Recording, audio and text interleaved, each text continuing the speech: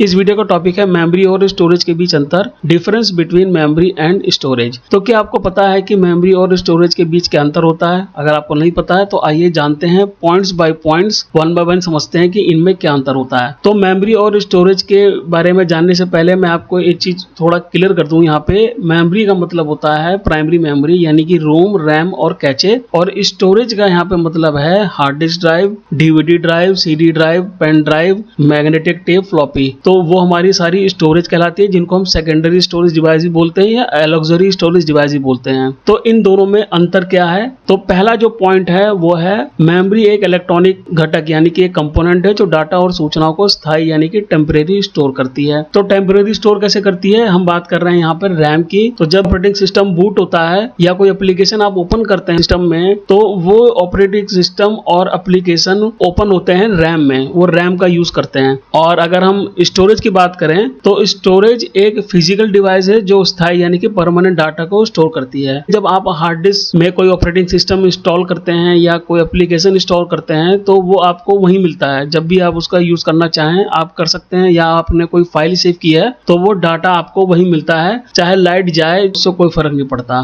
लेकिन मेमोरी के केस में ऐसा नहीं होता। तो मेमोरी के बारे में एक चीज मैं और क्लियर कर दूं, यहाँ हम बात कर रहे हैं रैम और कैचे मेमोरी की। रोम को हम यहाँ पे फिलहाल काउंट नहीं कर रहे हैं, क्योंकि रोम में क्या होता है, एक प्रोग्राम होता है और वो सीमॉस बैटरी के थ्रू सेव रहता है। यहाँ हम रैम और कैचे मेमोरी की ही बात कर रहे हैं मेमोरी के केस में, और स्टोरेज के केस में हम बात कर रहे हैं हार्ड डिस्क ड्राइव की। तो दूसरा पॉइंट है, मेमोरी में स्टोर होने वाला डाटा का उपयोग भविष्य में नहीं किया जा सकता, और स्टोरेज के केस में क्या होता है, इसमें स्टोर होने वाले डाटा का उपयोग भविष्य में किया जा सकता है। अब जैसे कि मैंने आपको पहले बताया ना कि अगर आप कोई ऑपरेटिंग सिस्टम हार्ड डिस्क में इंस्टॉल कर रहे हैं तो वो आपको हमेशा मिलता है। जब भी आप कंप्यूटर ऑन करते हैं तो आपके हार्ड डिस्क के थ्रू वो ऑपरेटिंग सिस्टम बूट हो जाता है, और वो बूट होने के लिए कौन सी मेमोरी का यूज करता है? रैम का। तो इसलिए रैम टेम्परेरी होती है और हार्ड डिस्क परमानेंट होती है। तीसरा पॉइंट है, स्टोरेज की तुलना में मेमोरी तेज होती है। अब तेज क्यों होती है? क्योंकि वो प्रोसेसर के बहुत ज्यादा पास लगी हुई है ना, और उसकी स्पीड भी ज्यादा होती है, खासकर कैचे मेमोरी की।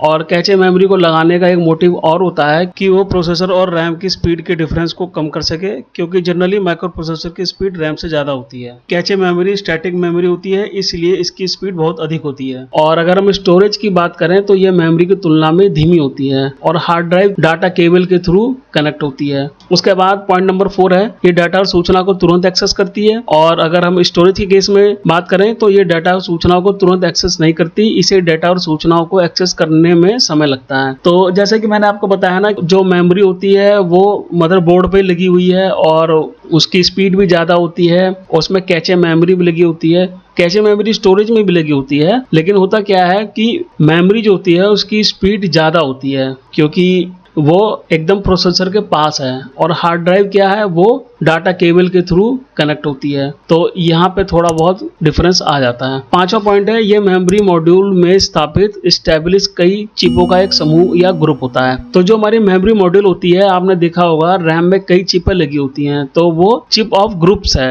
और स्टोरेज केस में अगर हम बात करें तो ये एक प्रकार की तकनीक है जिसमें कंप्यूटर सिस्टम के मुख्य घटक या कंपोनेंट शामिल होते हैं। तो यहाँ बात, जैसे कि मैंने पहले बताया ना, हार्ड डिस्क की बात हो रही है, तो एक तरह की ये तकनीक है, एक तरह का सिस्टम बनाया गया है डाटा को स्टोर करने के लिए, जिसका नाम है हार्ड डिस्क या फिर सीडी या फिर डीवीडी, फ्लॉपी, पेन ड्राइव, जितनी भी स्टोरेज डिवाइस हैं, ये एक तरह का सिस्टम है ना, डिवाइस है एक तरह की। उसके बाद पॉइंट नंबर 6 है कि इसमें यदि बिजली चली जाती है और कंप्यूटर बंद हो जाता है तो मेमोरी अपना डाटा खो देती है। तो देखिए पहले पॉइंट में था ना कि टेम्परेरी मेमोरी है, ये टेम्परेरी इसीलिए है कि लाइट चले जाने पर डाटा लॉस हो जाता है। लेकिन हम स्टोरेज से कंपेयर करें तो उसमें बिजली चले जाने पर डाटा बराबर रहता है, कभी लॉस नहीं होता, क्योंकि वो हार्ड डिस्क से सेव हो जाता है। तो ये मेजर डिफरेंस है। उसके बाद पॉइंट नंबर 7 है कि इसका आकार बहुत बड़ा नहीं होता, ये केवल जीबी तक डाटा को स्टोर कर सकता है। और अगर हम स्टोरेज की बात करें तो इसका आकार बहुत बड़ा होता है, ये टीबी यानी कि टेराबाइट में भी डाटा को स्टोर कर सकता है। तो क्या कभी आपने सुना है कंप्यूटर में 1 टेराबाइट की रैम लगी है? कभी आपने नहीं सुना होगा, क्योंकि आती ही नहीं है, ये केवल जीबी में आती है। अगर हम